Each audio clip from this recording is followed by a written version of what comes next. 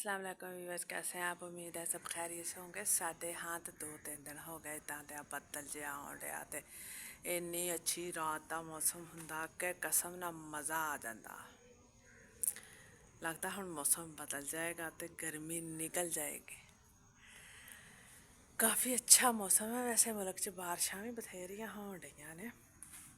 अल्लाह ताला उन्हां इलाकियां जिन्हां च तबाही बड़ी हुई है, सच्ची बड़ा अफसोस हुंदा।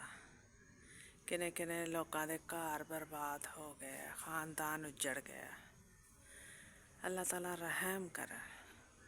उधरले पासे जो सैलाब आंदा बड़ी तबाही हुंदी है। हर दफ़ा ही इदा हुंदा। होर तुसी सुनाओ, तुसी कित्थों कित्थों वेखण डए जे मैनूं?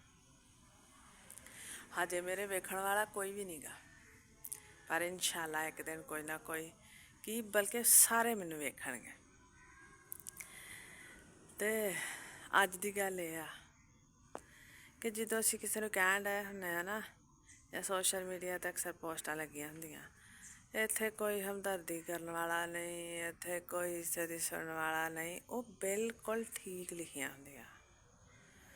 वो इस तरह कि जो तुसी आखो ना किसे नूं, किसे दे लागे हमदर्दी करन जाओ, किसे दी गल सुनन जाओ, जो किसे दा दुख वंडन जाओ, तो तुहानूं इन्ना क नीच समझ लेगा ना कि तुहानूं तुहाडियां ही नज़रां च गिरा देगा। तो तुसी अपनी नज़रां च शर्मिंदा हो के दोबारा किसे होर दी गल सुनन लग वास्ते कदी ना जाओगे। कदी भी मैं कहनी इस दौर विच ना किसे दा दुख सुनो ना सुख सुनो, ना किसे नूं हमदर्दी दा जिहड़ा ना दिखावा करो। तुसी निहायत खलूस दे नाल किसे दे कोल जाना, ओहदी गल सुननी जां किसे दे मैसेज दा रिप्लाई करना।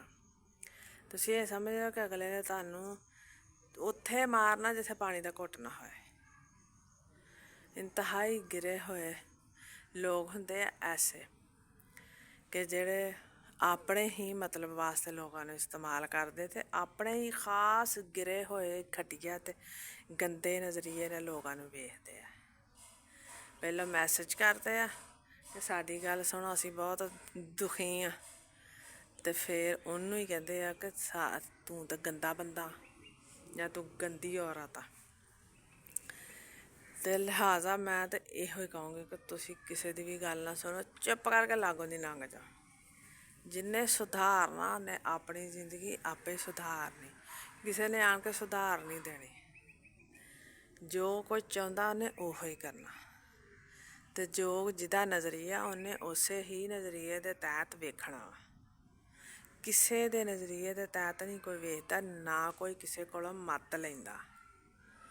ਇਹ ਜ਼ਮਾਨਾ ही नहीं है। तुसी किसे नूं कोई गल कहोगे, ਉਹ ਕਹੇਗਾ जा भैणा जा भरा ਅਸੀਂ ਤੇ इदां दे नहीं गे, हालांकि वो उस तो भी गिरे होए होणगे।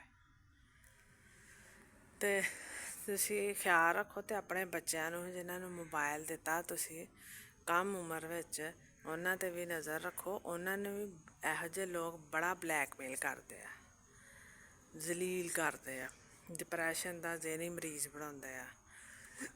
ते अपना भी इस बारे ख्याल रखो, तो जेह्ड़ा फोन लागे वरतन डया ओह्दा भी ख्याल रखो। हो सकदा कोई भी इस तकलीफ की जद च आ जावे, साडा अपना ही कोई प्यारा।